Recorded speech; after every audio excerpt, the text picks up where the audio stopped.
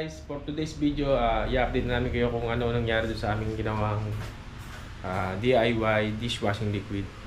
So, naka 24 hours na siya. So ito siya guys. So okay na siya. Try namin salin sa plastic bottle na tig 1 liter. Bali 16 pieces yan. Try natin kung magiging aabot sa 16 or 17 liters. So update ko kayo mga guys. Try salin na tayo. Gamit tayo yung bubo.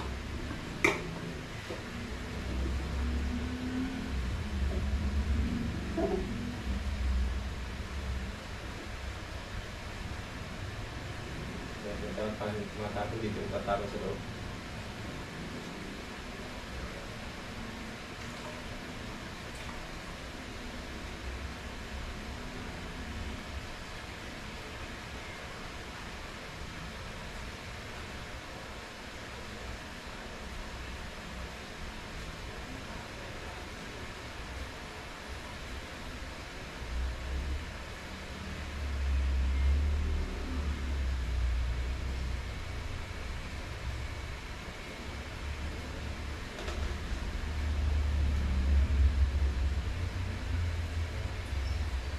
Napot siya, oh.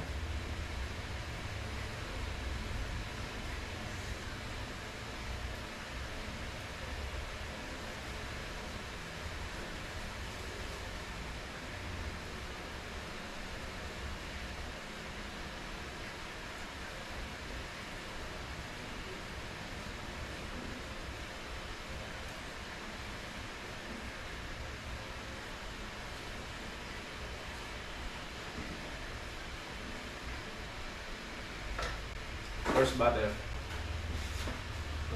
A few moments later.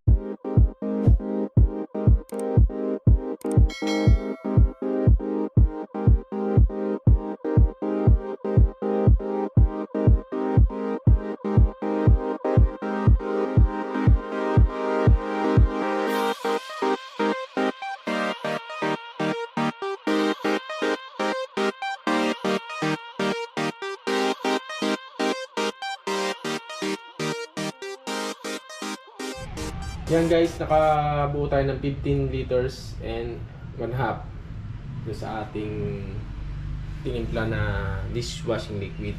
So, depende sa desired consistency kung anong gusto nyong lapot ng inyong dishwashing liquid.